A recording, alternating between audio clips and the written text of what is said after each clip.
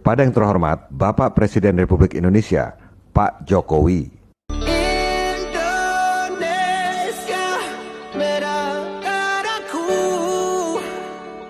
Sekarang kita investigasi apa sebenarnya yang dilihat oleh Profesor Luke Muntani ketika menemukan virus HIV. Ini adalah wawancara jurnalis Jamel Tahi dari Pasteur Institute tahun 1997. Lalu Muntani mengatakan, kami melihat beberapa partikel, tapi morfologinya beda dengan retrovirus. Sangat berbeda, katanya. Oh my God. Jadi sebenarnya HIV ini virus atau bukan? Ini wawancara tahun 97, 14 tahun setelah ia menemukan HIV. Masih nggak jelas juga itu virus atau bukan. Beda sekali dengan berita-berita di media Nekolim. Seolah-olah saintis sudah tahu segalanya. Ini yang nemunya aja masih nggak tahu itu virus atau bukan. Dia bilang, yang tidak kita miliki dan selalu saya akui, apakah HIV itu benar-benar penyebab AIDS? Wow, skakmat Pak. Orang-orang yang sok ahli kesehatan itu kerjanya membuli orang yang meragukan apakah HIV betul penyebab AIDS. Dibilang denial, dibilang teori konspirasi. Lah ini penemunya sendiri yang ngomong. Itu sebabnya selama 36 tahun terakhir ini pembuatan obat dan vaksin penyakit AIDS selalu gagal.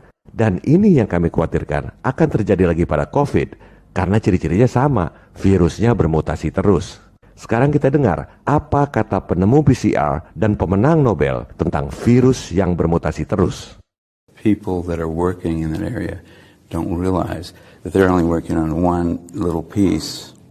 They're only looking at this one species, that is the pseudospecies in the first place because it's changing its sequence all the time. But it is sort of, they're thinking of it as one infectious agent, and if you can stop this, you can cure the disease. And most of the drugs that are developed are basically too narrow. Yeah, they're not terribly narrow, but they're not recognizing the problem. Oh yeah, oh yeah, oh yeah, bongkar. Oh yeah, oh yeah, oh yeah, bongkar. Kembali pada statement kami di awal bahwa narasumber utama kita adalah 3 orang penemu dan pemenang Nobel ini. Kalau kita pahami betul jalan pikiran mereka, kita akan memperoleh paradigma yang sama sekali berbeda tentang pandemi. Para pemenang Nobel ini bukan cuma cerita masalah, tapi kasih solusi yang konkret. Dan solusi yang mereka sampaikan itu sangat mudah. Pertama, kita dengar solusi dari penemu HIV, bagaimana mengatasi virus yang bermutasi terus. Obatnya apa? There are many medical strategies, some well known are the vaccine, but less known perhaps boosting our immune system in a non-specific way. And we, medical people, medical doctors, forget about this. And also the health authorities. So in order to have a good system, a good immune system in the general population, this is to increase the standard of life, make them access to hygiene, water, and also good nutrition. Oh yeah, oh yeah, oh yeah, bongkar. Oh yeah, oh yeah, oh yeah, bongkar.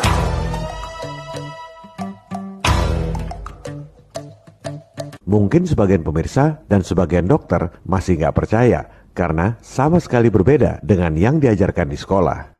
Kita dengar lagi advies penemu HIV ini pada kesempatan yang berbeda. We can be exposed to HIV many times without being chronically infected.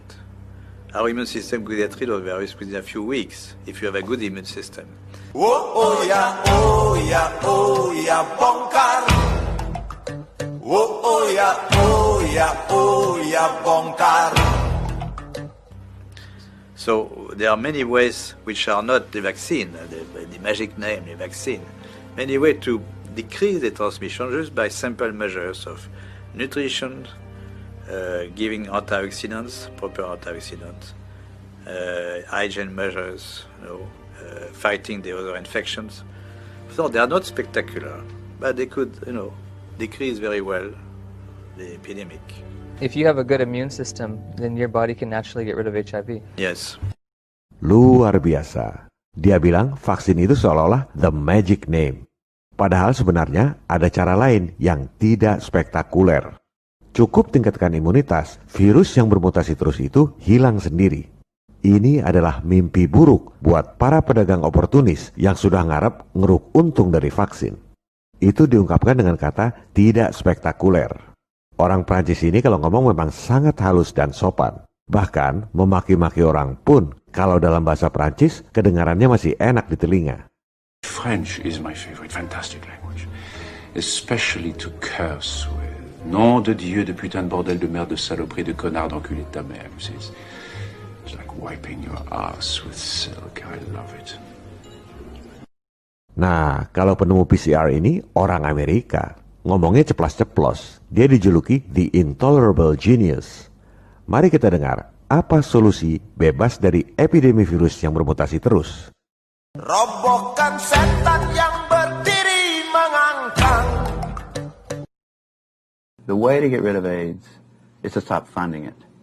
Just stop everything that's called AIDS research. Somebody tries to get a grant for AIDS research, say, we don't do it anymore. We don't have AIDS. Oh ya, oh ya, oh ya, bongkar. Oh ya, oh ya, oh ya, bongkar. Oh ya, oh ya, oh ya, bongkar. Oh ya, oh ya, oh ya, bongkar.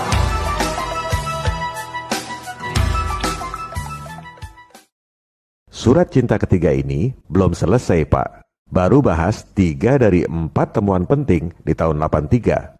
Pada surat cinta nomor 3C mendatang, kita akan bahas detail mengenai eksosom yang ditemukan di tahun yang sama dengan ditemukannya virus yang bermutasi terus, HIV. Kalau bicara teori, virus dan eksosom itu beda sekali, sangat bertolak belakang. Virus itu berasal dari luar tubuh, makanya kita disuruh pakai masker, social distancing. Eksosom itu berasal dari dalam tubuh. Virus itu membuat tubuh menjadi sakit, eksosom itu membantu tubuh melawan penyakit. Eksosom secara otomatis diproduksi oleh tubuh kita untuk melawan penyakit. Eksosom adalah alat komunikasi antar sel yang ngasih tahu sel untuk melawan penyakit. Jadi virus ini penyebab penyakit, eksosom ini akibat penyakit. Fungsinya sangat bertolak belakang. Ibaratnya virus ini pencuri, eksosom ini polisi. Virus ini teroris, eksosom ini tentara sel. Ini sudah pasti beda, nggak mungkin makhluknya sama kalau bicara teori. Tapi prakteknya, para saintis masih sulit membedakan mana makhluk virus dan mana makhluk eksosom. Ciri-cirinya sangat mirip, susah dibedakan. Yang paling aneh kalau dimurnikan, banyak orang memurnikan virus. Viral density can range from 1.14 to 1.24 grams per milliliter, which is denser than both empty particles and cellular protein. Virus itu berada pada density 1,14 sampai 1,24 gram per mililiter. Makhluk mikro yang ngambang di situ kita namakan virus. Di tempat lain, banyak juga orang memurnikan eksosom. Exosome sediment in the range of 1.13 to 1.19 grams per milliliter. Eksosom ada pada density 1,13 sampai 1,19 gram per mililiter. Makhluk mikro yang ngambang di situ kita sebut eksosom. Loh, kok sama persis?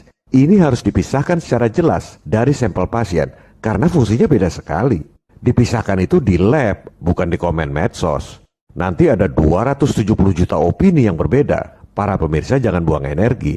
Yang dibutuhkan rakyat adalah pembuktian di lab, bukan opini Nicolim berkedok kesehatan. Banyak dokter pahlawan kemanusiaan yang kerja di puskesmas di desa-desa, penghasilannya kecil tapi menolong rakyat. Itulah dokter kemanusiaan. Bukan dokter yang ngaji mumpung, pengen jadi kaya dan terkenal akibat pandemi. Ini ada jurnal ilmiah tahun 2019 lalu. Saintis masih sulit membedakan antara virus HIV dengan eksosom. Disebut bahwa HIV dan eksosom itu harus dipisahkan supaya bisa kita pahami. Berarti kan belum paham. Padahal HIV ditemukan tahun 83. 2019 itu sudah 36 tahun. Masih bingung juga bedakan antara HIV dengan eksosom.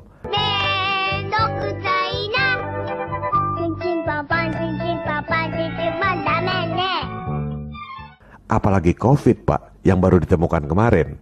Ini jurnal ilmiah bulan Juni 2020 lalu. disebut bahwa COVID dan eksosom itu memiliki kesamaan yang luar biasa. Padahal katanya COVID itu berasal dari luar tubuh, sampai kita harus pakai masker, social distancing, dan lain-lain. Sementara eksosom itu diproduksi oleh tubuh sepanjang hidup kita. Jadi kita disuruh perang dengan perangkat sel kita sendiri atau gimana? Luar biasa tipuan Dajjal ini. Mengapa soal pemisahan COVID dan eksosom ini penting? Karena bahaya sekali. Kalau nggak dipisahkan secara jelas mana COVID dan mana eksosom dari sampel pasien yang sama, bikin obat dikira membunuh COVID, padahal yang dibunuh justru eksosom. Dikira bunuh maling, padahal yang dibunuh polisi. Dikira bunuh teroris, padahal yang dibunuh tentara sel. Membunuh agen imunitas kita sendiri. Fatal, Pak. Ini terjadi juga pada kasus AIDS dulu. Orang dideteksi dengan alat PCR, hasilnya positif. Dilakukan pengobatan, malah drop imunitasnya. Ini kata Kary Mullis, penemu PCR yang alatnya jadi andalan untuk mendeteksi HIV maupun COVID. Dia bilang, treatment AIDS itu sama seperti kemoterapi kanker. Tinggal dulu-duluan aja, kankernya yang mati atau pasiennya yang mati karena dikemo. If you started taking any other chemotherapeutic agent for the rest of your life, it would be that agent probably that killed you. You know, when you give chemotherapy to somebody with cancer, you give them a round of it for maybe 14 days or a few days. Hopefully you're not going to kill the patient, you're going to kill the cancer. The patient's going to survive. But you don't keep giving it to him until he dies, because he certainly will. Begitu juga vaksin. Kalau pembuat vaksin tak bisa mendemonstrasikan pemisahan virus dengan eksosom, dikira vaksin membuat imun dari virus, ternyata vaksin membuat tubuh kita imun dari imunitas kita sendiri. Dan konyolnya, sesuai pernyataan WHO bahwa vaksin tak akan hentikan pandemi, kita tak akan kembali normal seperti zaman sebelum COVID. Artinya, sudah divaksin, protokol tetap berlaku, ekonomi nggak jalan juga. Kita akan bahas secara detail pada Surat Cinta 3C, jika kami masih diberi umur dan kesempatan.